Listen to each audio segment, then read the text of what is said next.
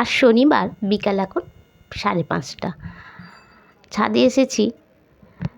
কদিন ধরে বৃষ্টি হচ্ছিল, বৃষ্টিটা বন্ধ হয়ে গেছে।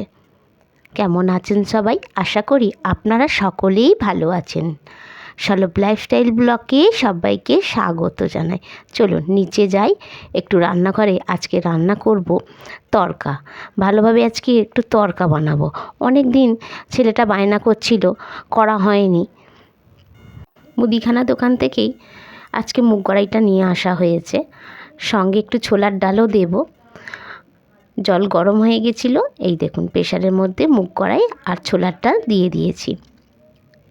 কেটে নিয়েছি পেঁয়াজ, টমেটো, আদা কুচি, রসুন কুচি, আর টস বানাবো বলে আলাদাভাবে একটু পেঁয়াজ বড় বড় সাইজের কেটে রেখেছি।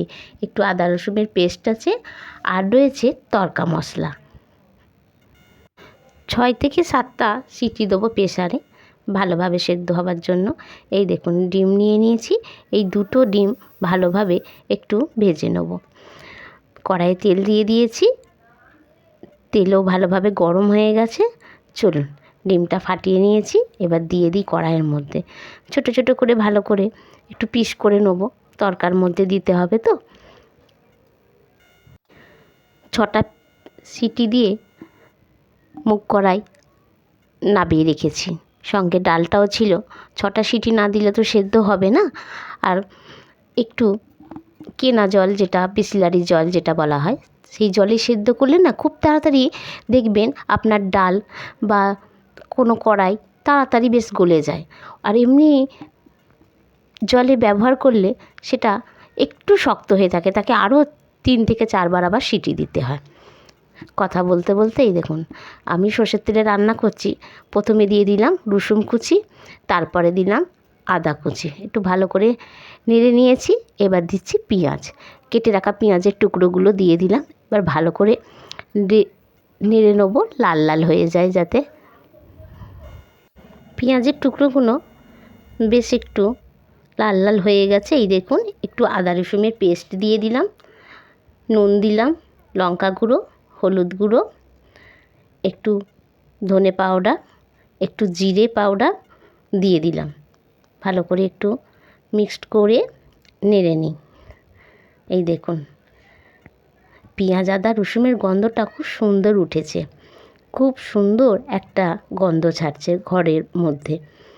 চলুন, সেদ্ধ করা কড়াই দিয়ে দিয়েছি, একটু জলও দিয়েছি, ফুটুক। ভেজে রাখা ডিমের টুকরোগুলো কড়াইয়ের মধ্যে দিয়ে দিয়েছি। চলুন ফুটতে থাকুক, আর এদিকে একটু টস বানিয়ে নিচ্ছি। প্রথমে দিয়ে দিয়েছি ফ্রাই প্যানে একটু বাটার দিলে ভালো সেন্ট হয়। একটু বাটারটাকে ভালোভাবে গলিয়ে নিচ্ছি। জমেছিল তো, ফ্রিজের মধ্যে রাখা ছিল। কেটে রাখা পেঁয়াজের টুকরোগুলো দিয়ে দিলাম। এইবার ভালো করে একটু ভেজে নেব। কাঁচা লঙ্কার টুকরো একটু দিয়ে দিলাম, একটু ভালো করে লাল লাল করে নিই।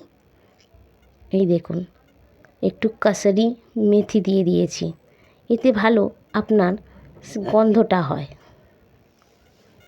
এদিকে টস বানানো হয়ে গেছে। চলুন কড়াইটা একবার ভালো করে নেড়ে নিই। এই দেখুন ভালো সেদ্ধ হয়ে গেছে, আর একবার নেড়ে নিচ্ছি। এরপর যে টসটা বানিয়েছিলাম এটা আবার দিয়ে দেবো। এই দেখুন কড়াইয়ের ওপর দিয়ে দিলাম।